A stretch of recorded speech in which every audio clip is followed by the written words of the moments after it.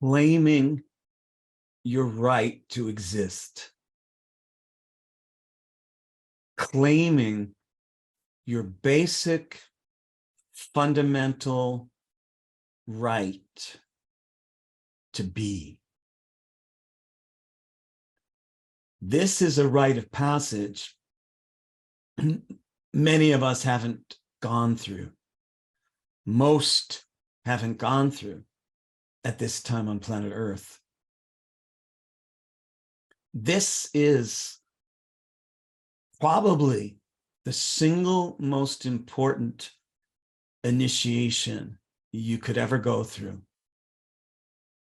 Claiming your right to exist. Breathing into absolute authority and permission for you to be you, regardless of what anyone else thinks, and regardless of even if you know what that means. Even if you don't clearly yet understand what it means to be you, that doesn't matter so long as you claim your right to be it.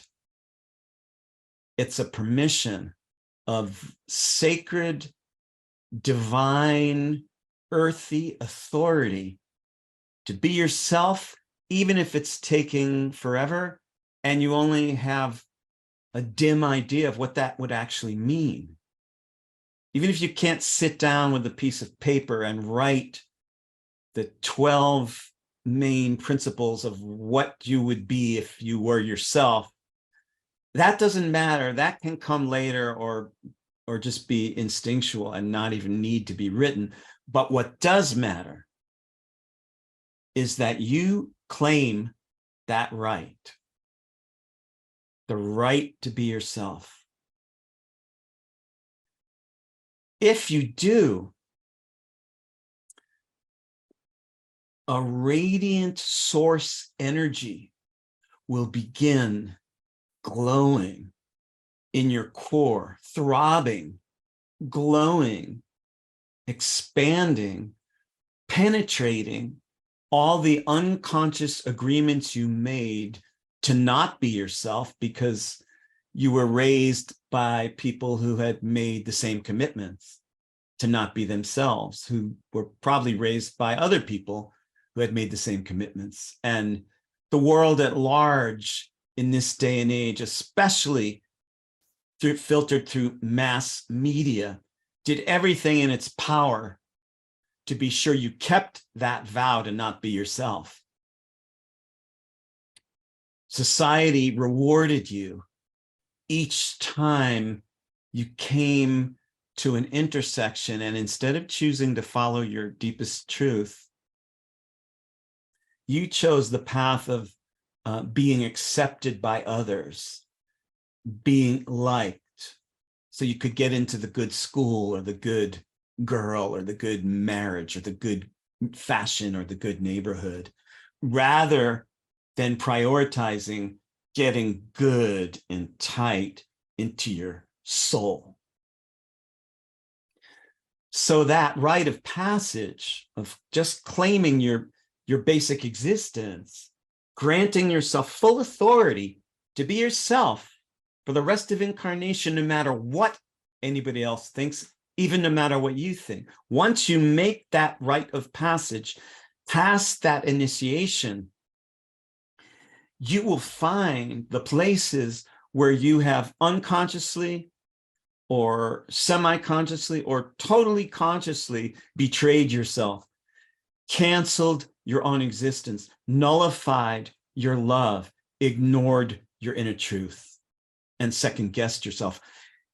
You will radiate into those places. They'll become visible by X-ray vision.